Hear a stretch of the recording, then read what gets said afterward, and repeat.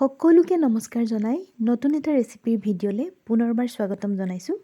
এই মছলাৰ গছজোপা চিনি পাইছে চাগে আপোনালোকে। পাত অলপ ছিঙি লৈছোঁ। মছলাৰ পাতটো দি আজি গাহৰি মাংস পাতত দিম। চাই থাকক ভিডিঅ'টো প্ৰথমৰ পৰা শেষলৈকে। ফুলখিনি পেলাই পাতখিনি বাছি ল'ব লাগিব। এতিয়া লৈছোঁ আগুলি কলপাত এখিলা, জুইত সেকি লৈছোঁ মেৰিয়াওঁতে যাতে ফাটি নাযায়।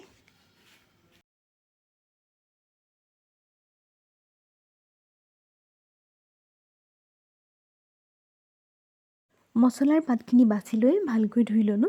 বৰ ধুনীয়া গোন্ধ এটা আছে। আৰু লৈছোঁ 4টা কেঁচা জলকীয়া, এটা পিঁয়াজ, এটা বিলাহী। মাংস বৰ বেছিকৈ লোৱা নাই, 200 গ্ৰামমান হ'ব। সৰু সৰুকৈ কাটি লৈছোঁ।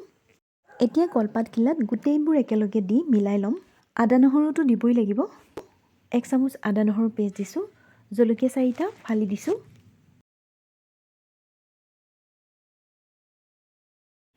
পিঁয়াজটো মিহি মিহিকৈ কাটি দিছোঁ।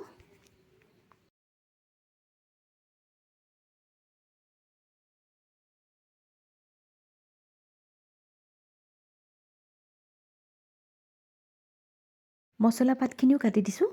বইল গাহৰি বনালেও এই পাতটো দিলে খুব ধুনীয়া গোন্ধ এটা ওলায় আৰু খাবলৈও ভাল হয়। বিলাহীটোৰ এফালহে কাটি দিম সৰু সৰুকৈ।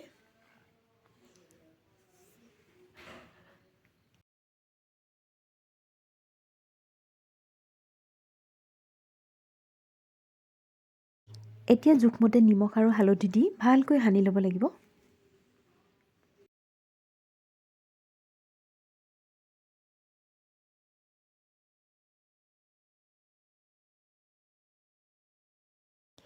এতিয়া কলপাতখিলাৰে মেৰিয়াই বান্ধি লৈছোঁ।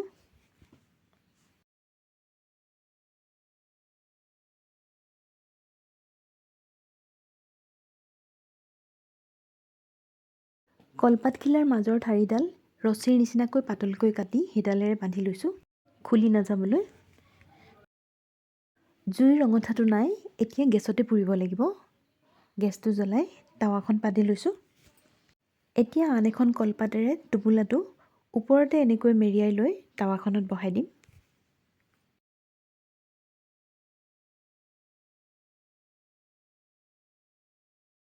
আৰু ঢাকন এখনেৰে ঢাকি 1.5 ঘণ্টামান ল' ফ্লেমত সিজাই থাকিম। মাজে মাজে চাই উলট পালট কৰি থাকিব লাগিব।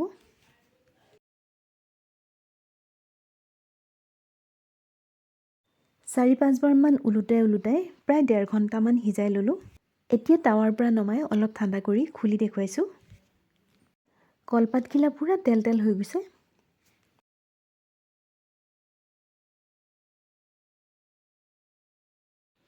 পাতত দিয়া গাহৰি খুব ধুনীয়া গোন্ধাইছে। এতিয়া খোৱাৰহে কথা। পিঁয়াজ আৰু নেমু কাটি খোৱাৰ টেবুলত এতিয়া এনেকৈ সজাই দিছোঁ।